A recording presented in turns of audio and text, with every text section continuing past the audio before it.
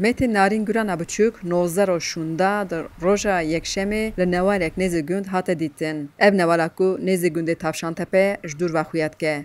Li gorî daxuyaniya wîlayeta Amedê Meytê keçika biçûk di torbeyek de li ber devê ava newalê hate dîtin ku ser tûrik bi kevir û qirç û pelan hatiye girtin. Kayıp Narin Güran'ın Li gorî delîlên pêşîn, Narîn girana ku winda bû, piştî hatiye kuştin, kirine tûrik û di newalê de veşartine.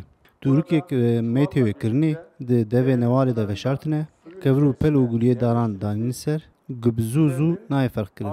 Lê li vê newalê berê jî tîmên me lê gerîn kirbûn. ve doğal bir görüntü verilerek Meytê zaroka biçûk rakirin saziya tiba edliya Amedê û di encama otopsiyê de wê eşkere bibe bêka çawa hatiye kuştin Meyt çend roj nava avê de maye. Di otopsiyê de wê diyar bibe ka sedema mirina Narîn çi ye û dest rêjê biye an jî na. Xizm û axrabayê keçika biçûk li pêş avahiya tiba edlî li benda otopsiyê ne ku dawî bibe. Ev jina pîr jî hewar dike.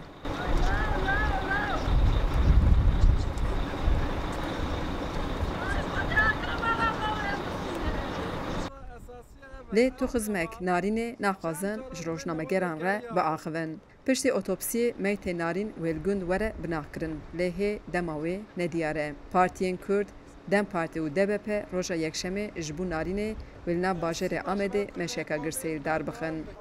Cavereyek ku rojên pêş de karbidest bi agahiyên zêdetir daxuyanî bidin.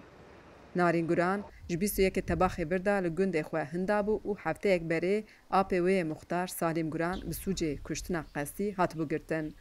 Ma apê me re çar, apê me re werdike. Divê dorî zamana me tiştê war nediye. Ba ana me dî. Muxtarê me baş bû, wele muxtarê me bi gedeyê gedar re bû, meznan mezin re bû, wele muxtarê me feqîr bû. Ev pîrejin ji gundê Tavşantepe ye.